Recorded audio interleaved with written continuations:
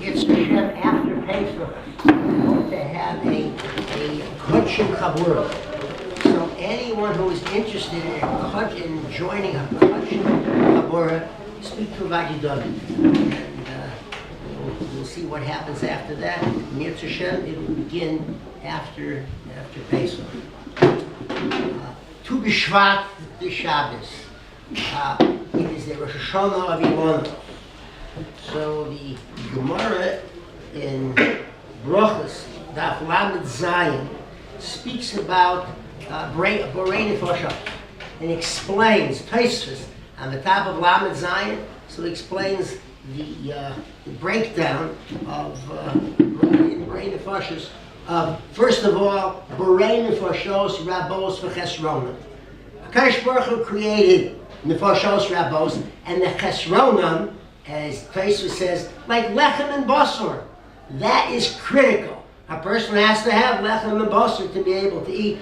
Thank you, Hashem, Borei Nefashos. Thank you for giving it to us, and thank you for giving us permission to use lechem, basar, and anything like that, which would be a staple.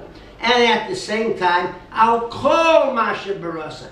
Everything else as well, says Tosfos, that is not critical. And even if HaKadosh Baruch Hu didn't create it, we'd still be able to function well. And what does he give as an example? He says, as like tapuchim. Kimo tapuchim, uchayetze behem. And therefore, we thank HaKadosh Baruch Hu. That's the Borei Nefashos. Our Borei Nefashos Rebos, the Chesronim, those things that are essential, and the other things as well, and those that are like tapuchim and other fruits. So a concept is that Tu B'Shvat is a time where we see HaKadosh Baruch Hu loves us. He wants not only to give us that which He has to give us because He created us, we have to be able to live, but the fact is He gave us extra as well. Same thing, giving us colors. Another way, there's so many different colors. He could have made a monochronic world. Everything is green, everything is red, everything what? He gave us all the different colors. The same thing with fragrances, all the different things. Malar is kinyanecha. The world is full of opportunities to be able to latch on to a HaKadosh Baruch Hu, to hold on to Him, to be able to appreciate a HaKadosh Baruch Hu. That means we go into a supermarket. What an opportunity. Something we teach our children from the very beginning. We have opportunities. Look at this. We pass a fruit stand, a vegetable stand. Look at all these colors, look at all these different things. And all of a sudden the person has TV, which is major, that every home has to have TV. What is TV? Torah vision. And that's the way a person is able to be makneh to his children as well. That's a major, major idea. Mun. Now listen, we're talking about food, let's go on to mun. So we hear over and over, an omer lel gilgolas. An omer. How much is an omer?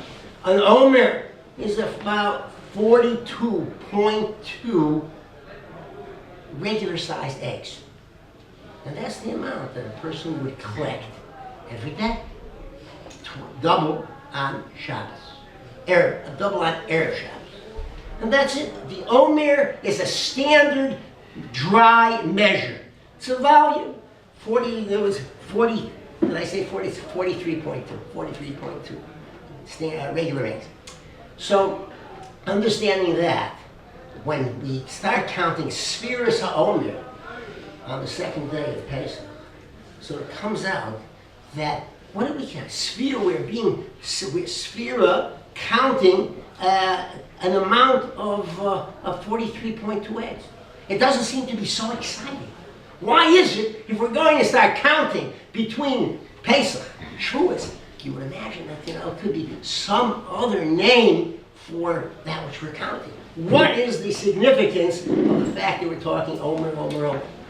So the Be'er Yosef explains that since everybody understood that when we're talking about mun, and we're talking about an Omer legalgolis, we're talking about lechem min hashamayim. And there's only one source for lechem min hashamayim, that's HaKadosh Baruch Hu. So therefore, between Pesach and Shavuos, when we count the Omer, it's a reminder of the Omer that was the Omer that for 40 years the Yidden ate the Omer LaGilgolas, to remind you everything comes from a Kadosh Baruch Hu. It's all, whether it comes from the ground or whether it's from Shemayim. And that's it. It's so simple, especially for the farmer who he plows and he sows and he harvests and he winnows and he collects it, everything to say, Karchi, so we say, no, you have to remember that whether it's going to be Sarim, Chitim, or anything else, Omer, it all comes min Shemayim. And the fact is, that's why we say, Kosher Mizayim Sav Shalada, Kikriyas Yamsu. What Torah Tamima says, for Kadosh Baruch Hu, what's so hard about Yamsu? I mean, listen, Kadosh Baruch Hu can do anything.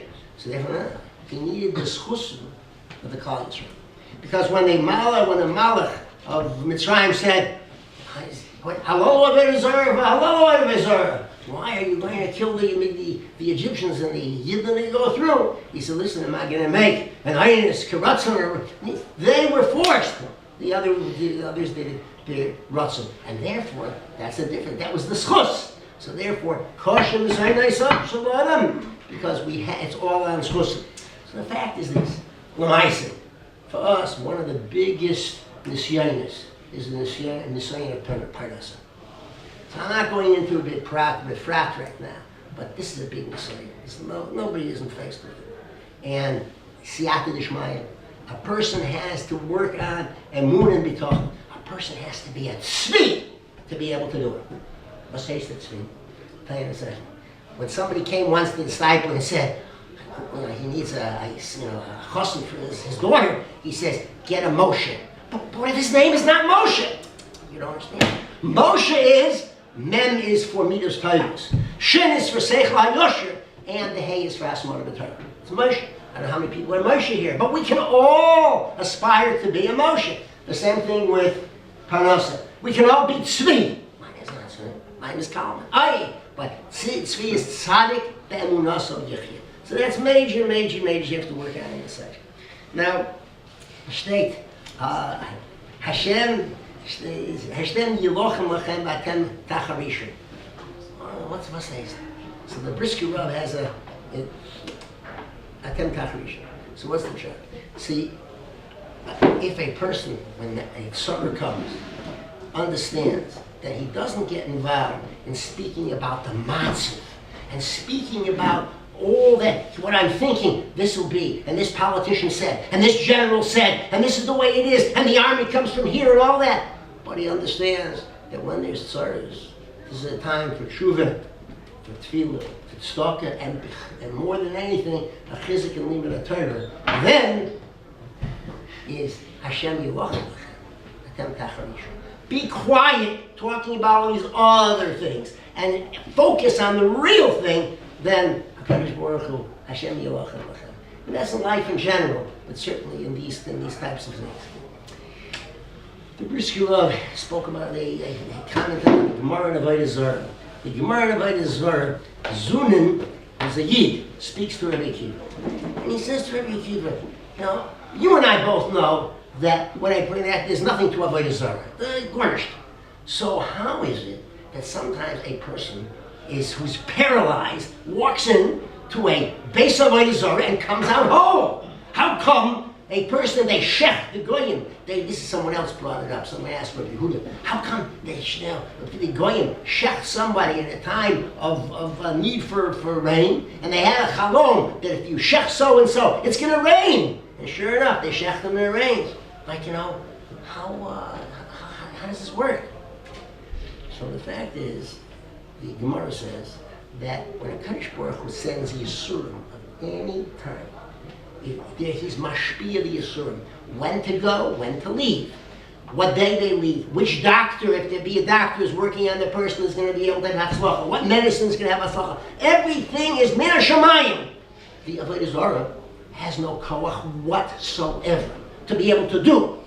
But it does have a koach to be able to know when HaKadosh Baruch Hu is going to remove the tzara.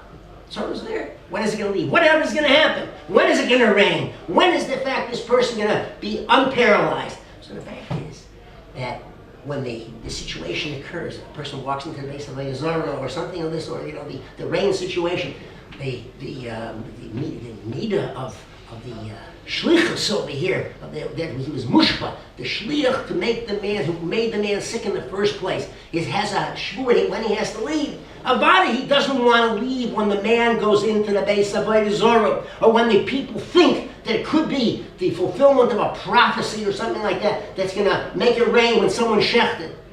But there's a shvur, and he's not going in. Therefore, the koach, I would say, really, HaKadosh Baruch Hu is not going to change because of the fact that people may misunderstand. The person has bechira, and that's the he'll use the bechira, and therefore it goes on the way it was supposed to go on. And if the Yetzer Hara takes credit, that's the derech hayetzer. It can do nothing, but it could take credit for things.